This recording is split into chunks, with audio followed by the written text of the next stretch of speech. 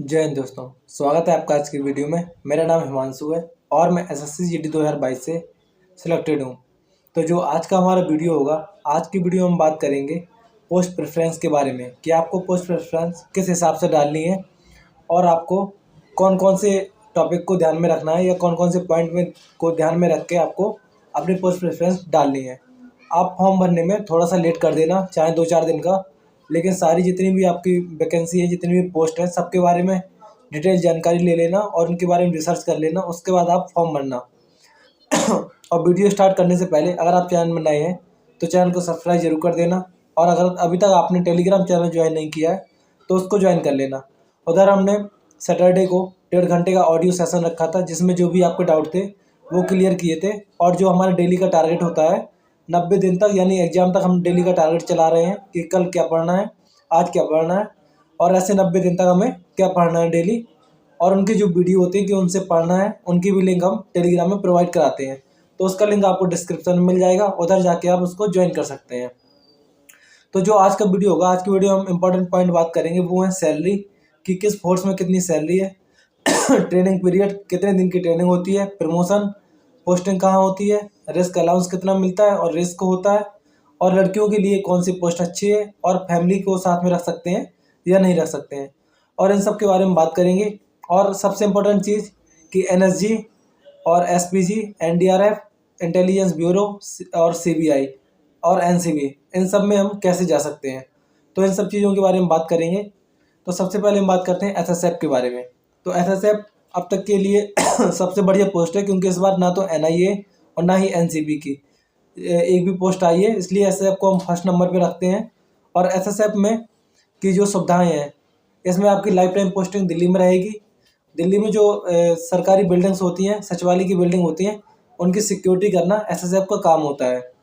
और एसएसएफ की जो ट्रेनिंग होती है, 6 महीने की ट्रेनिंग होती है, और आप हमेशा एक सिटी में रहते हैं तो इसका एचआरए 27% बनता है, जिसकी वजह से आपकी सैलरी 40 या 40 की प्लस रहेगी हमेशा।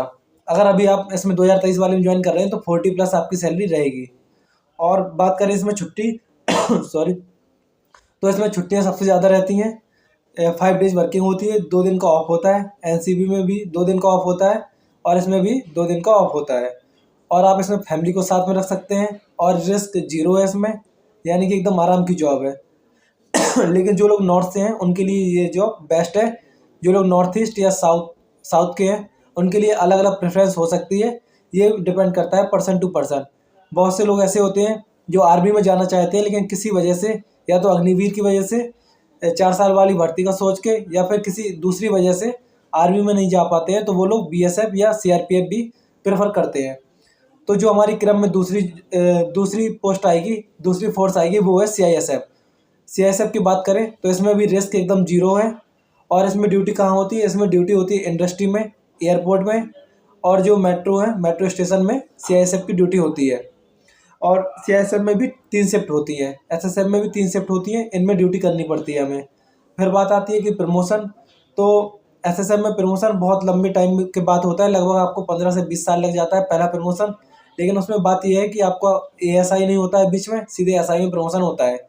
और सीआईएसएफ में आप क्या कर सकते हैं, 3 से 5 साल के बाद आप एक एग्जाम होता है, डिपार्टमेंटल एग्जाम, उस एग्जाम को देने के बाद आप एएसआई बन सकते हैं। और सैलरी, अगर आपकी एक सिटी में सैलरी रहती है तो एसएसएफ के बराबर ही रहेगी।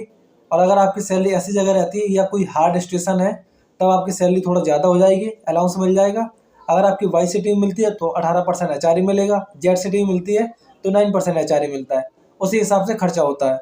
और आप इसमें भी अपनी फैमिली को साथ में रख सकते हैं। और लड़कियों के लिए एसएसएफ और सीआईएसएफ दोनों ही बेटर हैं, दोनों ही बेस्ट जॉब है। कोई भी रिस्क नहीं है, आराम से आप अपना डेली 9 to 5 या जो भी उसकी 3 शिफ्ट होती है उनमें आप ड्यूटी करके अपना रहते हैं। फिर तीसरी जो हमारी फोर्स है वो है एसएसबी। एसएसबी की ड्यूटी होती है India Nepal border and India Bhutan border. तो हमारे नेपाल और भूटान के साथ काफ़ी अच्छे संबंध रहते हैं, ना कोई वॉर होता है, ना कोई युद्ध होता है, ना कोई हमला होता है एक दूसरी सिटी में, एक दूसरी कंट्री में। तो एकदम रिस्क इसमें भी जीरो है। और लड़कियों के लिए भी ये फोर्स एसएसबी बेस्ट है। इसमें प्रमोशन भी ठीक ठाक है, और 3 से 5 साल वाला इसमें भी रहता है। और जो इलेक्शन ड्यूटी होती है उसमें भी इसकी ड्यूटी लगती है। और अगर कभी कभार बाई चांस अगर कोई दंगा होता है तब भी एसएसबी की यूनिट बना के भेज दी जाती है। अब जो मैंने एक बात की थी एनएसजी, एसपीजी और एनडीआरएफ, आईबी और सीबीआई, इनमें कैसे जा सकते हैं। तो कोई भी सीएपीएफ यानी कि आप पैरामिलिट्री फोर्स है, तो आपने अगर उसको ज्वाइन किया तो आप क्या 3 साल बाद एक फॉर्म निकलता है डिपार्टमेंट में ही, उसको आपको अप्लाई करना होता है। किसी में एग्ज़ाम होता है, किसी में इंटरव्यू होता है और किसी में स्किल टेस्ट होता है या आपकी रनिंग वगैरह होती है। आप उसको देने के बाद जो भी आप कंसर्न फोर्स है जिसमें आप जाना चाहते हैं, अगर आप एनसीजी में जाना चाहते हैं, एसपीजी में जाना चाहते हैं, तो उसके लिए अप्लाई करके उसमें 6 साल के लिए जा सकते हैं।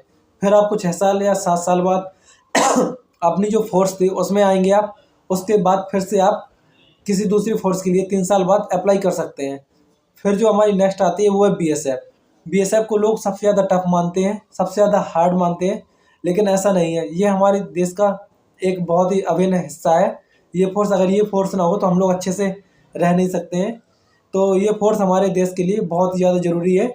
अब इसकी बात करें तो ये फोर्स में वो लोग ज़्यादा जाना चाहते हैं जो लोग आर्मी में जाना चाहते थे, किसी रीजन से आर्मी में नहीं जा पाए हैं। किसी किसी की ये फर्स्ट प्रेफरेंस होती है और बहुत से लोगों का ये होता है कि अगर उन्हें बीएसएफ सीआरपीएफ नहीं मिल रहा है तो वो किसी फोर्स में नहीं जाएंगे। तो बीएसएफ की एक अलग ही अपनी खासियत है और जाने वाले इसमें जाते हैं। तो बात करते हैं, इसको पाकिस्तान बॉर्डर में लगाते हैं और इसको बांग्लादेश बॉर्डर में लगाते हैं। मेनली ये पाकिस्तान बॉर्डर में भी रहती है, तो आपको राजस्थान वाले एरिया में, पंजाब में बाघा बॉर्डर में, और जो बांग्लादेश वाला एरिया है इधर भी बीएसएफ की तैनाती की जाती है। तो अब इसके हम बात करें कैंटीन, तो कैंटीन जितनी भी सीएपीएफ है उनमें आपको कैंटीन सुविधा मिलती है, सीपीसी वाली, उनमें जाके आप अपना सामान खरीद सकते हैं, वो भी रीजनेबल प्राइस में। फिर बात करते हैं बीएसएफ, तो बीएसएफ की रेपुटेशन एकदम आर्मी जैसी होती है। अगर आप बीएसएफ ज्वाइन कर रहे हैं तो आपके जो आस पड़ोस के लोग होंगे, आपके गाँव के लोग होंगे, वो हमेशा आपको फौजी के नाम से जानेंगे। तो फौजी अगर आप कहला रहे हैं तो ये अपने आप में एक बड़ी बात है। और ट्रेनिंग ऑलमोस्ट सबकी सेम होती है। बीएसएफ और सीआरपीएफ की 44 हफ्ते की होती है, आईटीबीपी की भी इतनी होती है। तो ट्रेनिंग ऑलमोस्ट सेम है, बस थोड़ा बहुत टफनेस भी सीआरपीएफ और बीएसएफ की बराबर होती है। तो बीएसएफ और सीआरपीएफ इस मामले में सेम है। बाकी बीएसएफ की ड्यूटी इलेक्शन ड्यूटी भी लगती है। और वीडियो काफ़ी लंबा हो गया है, तो आज के जो वीडियो था, आज की वीडियो में हमने 4 फोर्स के बारे में बात की, एसएसएफ, सीआईएसएफ, एसएसबी और बीएसएफ। अब इनमें से आपकी जो तीन स्टार्टिंग की प्रेफरेंस रहेंगी, वो रहेगी, पहली आपकी एसएसएफ रहना चाहिए। जो नॉर्मल बंदा है, नॉर्थ का बंदा है, अगर नॉर्थ ईस्ट का है तो वो तो जाहिर सी बात है असम राइफल्स को प्रेफर करेगा।